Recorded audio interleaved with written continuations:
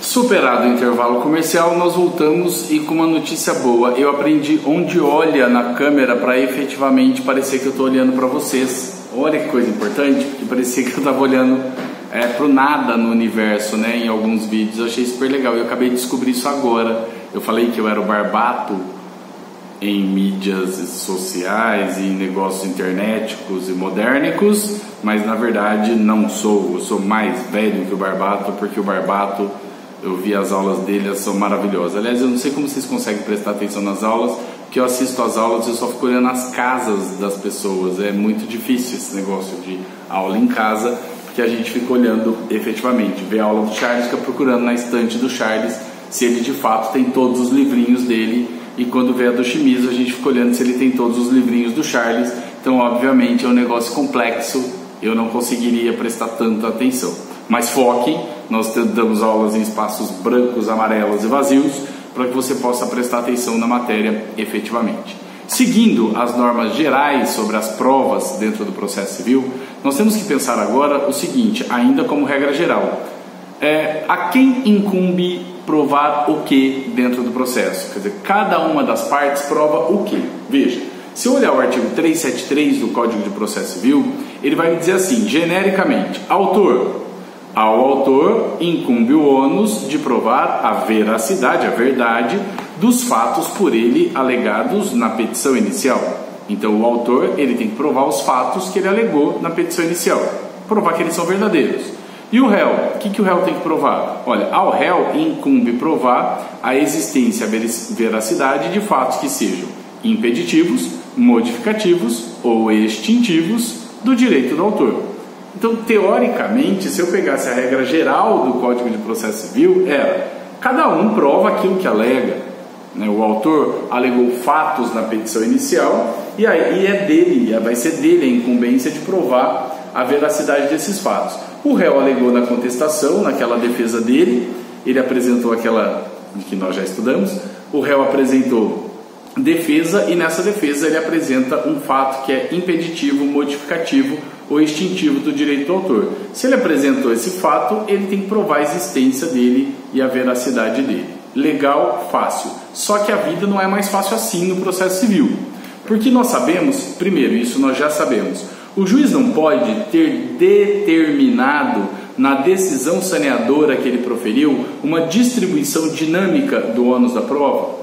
Ele não pode ter dito que, embora o fato tenha sido narrado pelo autor, a incumbência da prova é do réu e vice-versa. Então, embora haja uma regra prevista dentro do artigo 373 do Código de Processo Civil, existe a possibilidade de que a distribuição de prova, do ônus da prova, seja dinâmico dentro do processo civil, alterando-se essa regra do artigo 373 do Código de Processo Civil. E existe até, prevista dentro do Código, uma coisa muito legal chamada negócio jurídico processual. O que é o negócio jurídico processual? Ora, o negócio jurídico não é aquele contrato, aquilo que se estabelece, aquele pacto que se estabelece entre dois contratantes lá no direito civil. O negócio jurídico processual, ele acontece quando as próprias partes, o autor e o réu, eles entre si optam por distribuir o ônus da prova de uma forma diferente daquela prevista no artigo 373 do Código. Então, olha, nós mesmos, partes, eu e você, autor e réu, nós podemos chegar a um consenso e nós mesmos delimitarmos quem vai produzir cada prova dentro do processo. Loras, que isso acontece toda hora? Nunca vi na minha vida. É muito difícil, as partes já estão em litígio, elas estão em conflito, elas estão brigando, é muito difícil que efetivamente elas cheguem num consenso sobre quem vai produzir cada espécie de prova dentro do processo. Mas se porventura chegarem, pode ser dessa forma? Pode ser dessa forma, não tem problema.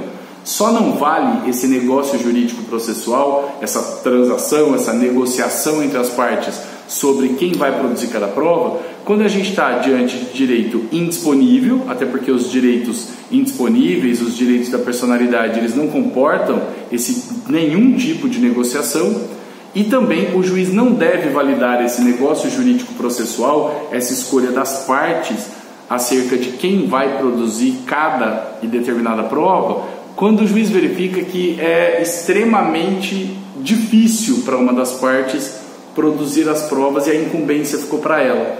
Sabe aqueles abusos que tem? Você, miudinho, pequenininho, pobre, nós você vai lá e celebra um contrato com uma multinacional, e aí a multinacional e você chegam a um acordo de que a prova vai ser sua, e o juiz olha e fala, putz, mas é muito difícil para ele produzir a prova, é muito mais fácil para a empresa multinacional que dispõe dos meios, da tecnologia e das informações para efetivamente produzir a prova. Então, legal, passo a passo, regra, autor prova os fatos da inicial, réu prova fato impeditivo, modificativo ou extintivo que alegou na contestação. Exceções: a possibilidade do juiz distribuir de modo diferente o ônus da prova ou as próprias partes negociarem quem vai produzir cada prova dentro do processo. Negócio jurídico processual. Negócio este que o juiz não vai acolher e não vai permitir quando se tratar de direitos indisponíveis ou quando ele percebe que o ônus da prova ficou muito difícil para uma das partes dentro dessa negociação. Tranquilo? Facinho. Precisamos saber ainda, acho que já deve ser nossa quinta ou sexta regra geral aplicável às provas do processo civil, nós temos que saber quais são os fatos que não precisam ser provados em processo civil. O que dispensa a prova? O que não precisa de prova? Primeiro, fatos notórios. Está no artigo 374 do Código, para você seguir bonitinho na ordem, não se perder e não desmaiar. O artigo 374 do Código, ele vai dizer, olha, não dependem de prova os fatos. 1. Notórios. O que são fatos notórios? Fato notório é aquele que todo mundo nota, é fato de conhecimento geral, todo mundo sabe. Eu vou e alego no processo, hoje é terça-feira, dia 14 de abril de 2020. Hoje é terça-feira, dia 14 de abril de 2020? É fato notório. Você precisa provar isso, que hoje é terça-feira, dia 14? Não. Mas então é um fato que você alega dentro do processo e que efetivamente ele não depende de prova porque ele é notório. Eu costumava dar como exemplo que fato notório imagine que eu alegue dentro do processo, a Terra é redonda. Eu preciso provar? Não, porque é fato notório. Ela gira em torno do Sol e do próprio eixo. Não preciso provar porque o fato é notório. Só que agora eu não gosto mais de dar esse exemplo, porque tem as teorias dos terraplanistas dizendo que a Terra é plana, então aí já vai virar uma treta e eu não gostaria. Mas fato notório é isso, quer dizer, o meio-dia é de dia, meio-dia é de dia. A Dilma Rousseff foi presidente do Brasil, é fato notório, né? Então eu não preciso provar a existência de fatos notórios, ok? Facinho. Segundo, não preciso provar fatos que tenham sido afirmados por uma parte e confessados pela outra parte. Veja, não importa quem alegou, autor alegou o fato na petição inicial, réu concordou na contestação, não precisa provar. Réu alegou o fato impeditivo, modificativo na contestação, autor concordou na réplica, confessou, precisa de prova? Não. Quer dizer, é fato chamado de fato confesso. Eu confessei que existiu. Então imagine, você narrou um fato na petição inicial. Imagina, uma ação de divórcio, você narrou na petição inicial. Fomos casados por 15 anos, tivemos 3 filhos, moramos em onde? Eu vou na contestação e digo, fomos casados de fato, eu concordo. Então, se eu concordo, fato afirmado por uma parte e corroborado pela outra, confessado pela outra, confirmado pela outra, é fato notório. E fato notório dispensa qualquer tipo de prova. Tranquilo? Fácil. Ainda, não dependem de prova, e nós já conversamos sobre isso no passado, sobre a importância disso, não precisam ser provados os fatos incontroversos. Presta atenção no seguinte, fato confesso, fato confessado é uma coisa, fato incontroverso é uma outra coisa diferente. Fato confessado, ele foi alegado por uma parte e confirmado pela outra, expressamente. A outra parte foi no processo e disse, concordo, é verdade, isto aconteceu. Fato incontroverso também é considerado verdadeiro, também não precisa ser provado, mas fato incontroverso é aquele que foi alegado por uma parte e não impugnado pela outra. Você não concordou com o fato que o autor alegou na petição inicial, mas você não impugnou na contestação. Você não falou nada sobre ele. Então, o fato incontroverso é o fato sobre o qual não haja controvérsia, que as partes não controvertem. Não quer dizer que elas concordem sobre esse fato. Isso é fato confesso, aquilo que nós concordamos. Fato incontroverso é qualquer fato que tenha sido alegado por uma das partes e não impugnado pela outra. Então, nós já falávamos disso quando podíamos nos ver fisicamente lá no carnaval, às vésperas dele, quando nós começamos a falar de contestação, logo depois dele. Nós falávamos que é muito importante que sempre a impugnação seja específica dentro do processo civil. Porque se você alegar um fato e este fato não for impugnado pela parte contrária, eu não quero nem saber se ela concorda ou não com o fato, é que no processo ele vira verdade. Ah, mas ele é mentira. Não trabalhamos com a verdade real. A gente trabalha com a verdade processual, com a verdade formal no processo civil. Não importa o que efetivamente é verdade, o que importa é que virou verdade porque você alegou um fato na petição inicial e a parte contrária não impugnou na contestação. Então ele vira fato incontroverso. Fato incontroverso é verdadeiro e não precisa de prova dentro do processo civil. Assim como, por fim, também não precisam ser provados, de acordo com o artigo 374, os fatos em cujo favor milita uma presunção legal de que eles existem ou de que sejam verdadeiros. Olha que coisa bonita. Existe uma presunção dentro da lei. Por exemplo, tem uma presunção bonita na lei. Lá no direito de família tem uma presunção que chama pater is est. Essa presunção, ela diz que todos os filhos nascidos, quando eu tenho duas pessoas casadas, os filhos nascidos na constância do casamento, quer dizer, após 6 meses da celebração do casamento, os filhos nascidos são do marido. Pai é este, pater is est. É uma presunção, a lei presume. Então, a Maria e o Pedro são casados. 1 ano e meio depois da celebração do casamento, 1 ano e meio de duração do casamento, ela tem um filho. O pai precisa ir lá no cartório fazer reconhecimento de paternidade? Não, por quê? Porque é uma presunção dentro da lei. Pai é o marido, pater is est.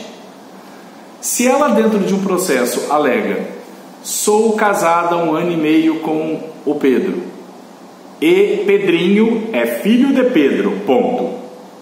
Ela precisa provar que o Pedrinho é filho do Pedro? Não, porque a lei presume que o Pedrinho é filho do Pedro. É uma presunção dentro da lei. Tem outras, professor? Tem um monte. Por exemplo, o devedor que tem consigo a nota promissória. A nota promissória não é uma promessa de pagamento de dívida? Quando é que o título, a cártula, a própria nota promissória é devolvida para o devedor? Não é quando ele paga? Então, há uma presunção dentro da lei de que, se porventura o devedor, ele tenha consigo o documento, nota promissória, comprobatório da dívida, eu presumo que ele pagou. Então, se ele alega dentro de um processo com a nota promissória, eu paguei, ele tem que provar que pagou? Não. Tem uma presunção dentro da lei de que, se ele está com um título que representa a obrigação, então, obviamente, ele efetuou o pagamento. Óbvio, lógico que nós estamos falando de presunções relativas, essas presunções admitem prova em contrário, mas veja, não sou eu quem alego, quem devo provar. Em meu favor há uma presunção. Presume-se que eu, Maria, esteja falando a verdade, que Pedrinho é filho de Pedro e acabou. Esse fato não precisa ser provado por mim. Pedro é que, se alegar não ser pai de Pedrinho, tem que fazer prova.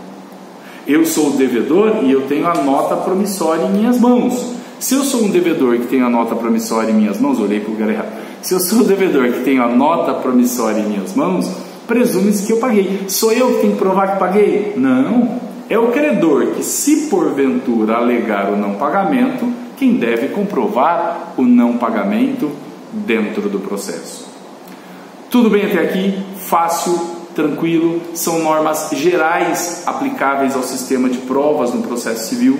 Nós paramos por aqui hoje, neste momento, mas nós ainda voltamos a falar de provas. Nós vamos ficar bastante tempo falando de provas, porque nós vamos estudar outras regras gerais e ainda estudaremos em espécie cada uma das espécies de prova dentro do direito processual civil, ok? Fiquem bem, fiquem em paz, que o Senhor vos acompanhe. Até o nosso próximo encontro, que eu vou marco depois com a Cris, mas ele é ao vivo, para que a gente possa discutir e efetivamente tirar dúvidas, inclusive sobre esta aula, que você possa estar tendo alguma delas. Leia o texto de apoio inteiro que está lá na aula online, para você ir tendo uma ideia do sistema de provas dentro do Código de Processo Civil, ok? Até logo!